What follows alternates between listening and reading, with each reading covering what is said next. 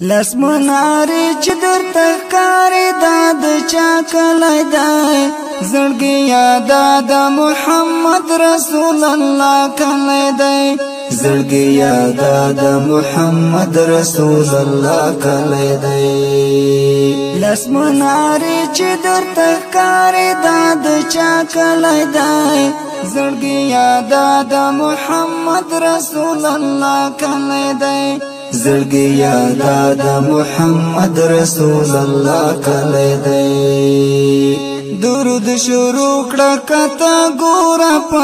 ادب ساته درود شروع کړه کته ګوره په ادب ساته ډېر اوچت شان لري والله ډک د وفا کلی دی